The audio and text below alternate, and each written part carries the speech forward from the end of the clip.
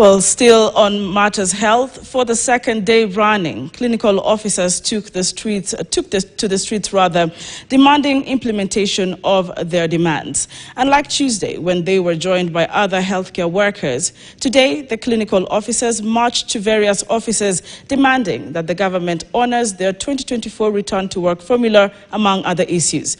The clinical officers are also decrying the failure by Social Health Authority to empanel them in the new scheme. Here now is Chebet Birir with the report.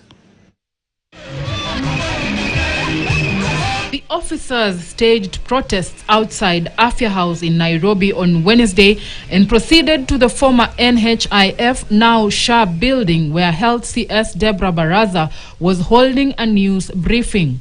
According to KUKO chairperson Peterson Washira and Secretary General George Gibore, the government has denied clinical officers the rights to access health services and has shown favoritism as they implement the social health laws. The issues raised include the non-implementation of the 2024 Return to Work formula and the exclusion of members from the Social Health Authority, SHA. When you discriminate clinic officers, you discriminate all the patients who rely on clinic officers to get the service. The strike comes a month after KUKO suspended an earlier industrial action for 21 days following negotiations with the Council of Governors, COG, and the Ministry of Health.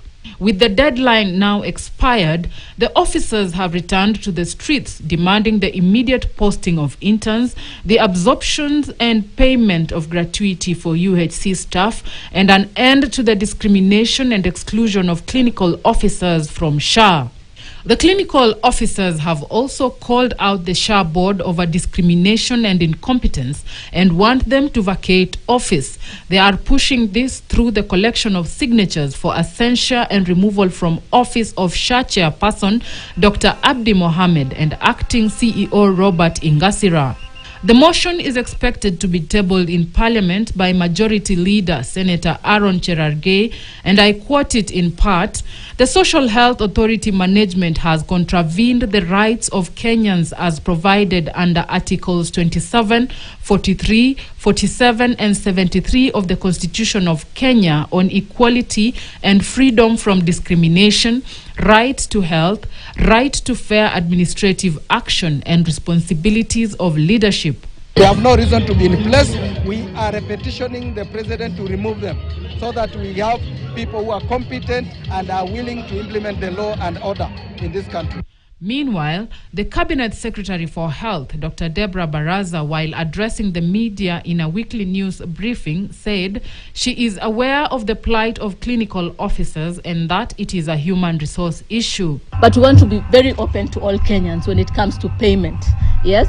And we want to fight corruption, first of all, dealing with the concerns that have been there in the NHIF. It is important that you register to the Social Health Authority. I know some of the people have been afraid to go to hospital thinking that you will be charged.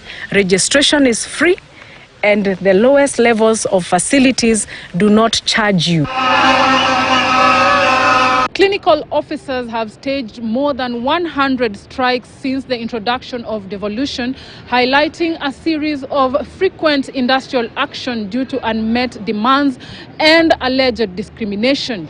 Now, if their demands are not met, this will lead to a crippling healthcare system that is already struggling. Chebet Birir, KTN at Afya House in Nairobi. Let's now shift our focus to matters politics, and ODM leader